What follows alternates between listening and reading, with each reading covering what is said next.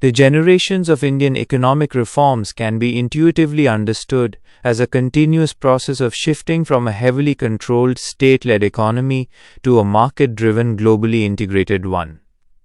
Each generation addresses the unfinished agenda and new challenges left by the previous one.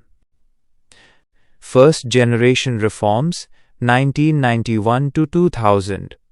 Intuition, the crisis management and opening the floodgates phase. India was facing a severe balance of payments crisis. The government's immediate response was to dismantle the most visible barriers to market entry. Origin, the 1991 balance of payments crisis, forcing the government to accept conditional lending from the IMF and World Bank. Function and initiative, focused on liberalization, privatization, and globalization. LPG. L. Abolishing the license Raj, removing bureaucratic controls on industrial investment. P. Initial disinvestment, selling government shares in public sector units PSUs. G. Devaluation of the rupee, reduction of import tariffs, and opening up to foreign direct investment FDI.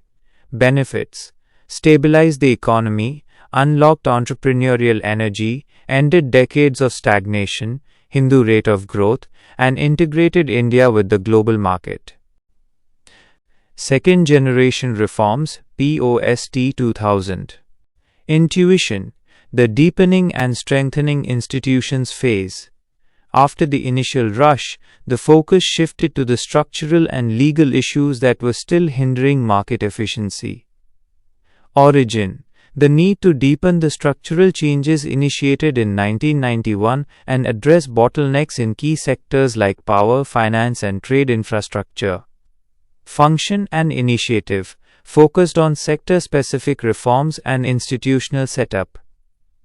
Financial sector, establishment of key regulatory bodies like SEBI strengthening, NPA reduction efforts, and strengthening of the banking system. Fiscal tax, introduction of value-added tax (VAT) at the state level, a precursor to GST. Governance, focus on special economic zones (SEZs) to create export-oriented enclaves with world-class rules and infrastructure. Benefits, created a more robust and modern financial system and provided specific geographical areas (SEZs) to remain globally competitive. Third generation reforms, post 2014. Intuition, the formalization, digitization, and common market phase. The goal was to unify the fragmented Indian economy and formalize large informal parts of the economy using digital technology.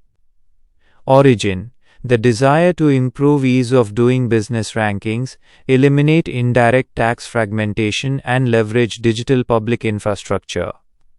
Function and initiative, focused on unification, formalization, and institutional overhaul. Taxation, Goods and Services Tax (GST), which created a unified national common market by subsuming numerous central and state taxes. Business, Insolvency and Bankruptcy Code (IBC 2016), which provided a modern, time-bound legal framework for resolving corporate debt and failed businesses. Digital, Jan Dhan Aadhaar Mobile (JM Trinity), and the growth of the UPI payment system, enabling targeted subsidy transfers and financial inclusion. Benefits, simplified the indirect tax regime, vastly improved the recovery of bad loans through IBC, and created a foundation for digital public delivery of services. Fourth generation reforms, incoming current focus. Intuition, the factor market and global competitiveness phase, addressing the most politically difficult and fundamental constraints on production, land, labor, and state capacity. Origin, the recognition that India's factor markets, land and labor, and the speed of government decision-making remain the biggest obstacles to sustained, double-digit growth and becoming a global manufacturing hub. Function and initiative, focused on structural constraints, decentralization and incentivizing production. Labor, 4 labor codes to simplify and modernize over 40 complex central labor laws.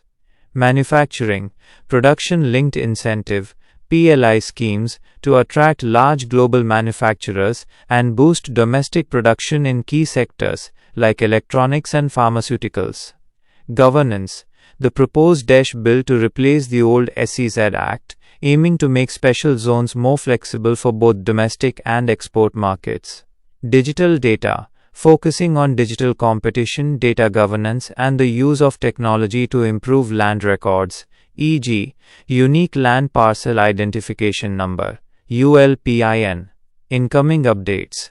The key updates revolve around the effective implementation of the 4 labor codes and the transition to the more liberal DESH framework for specialized economic zones.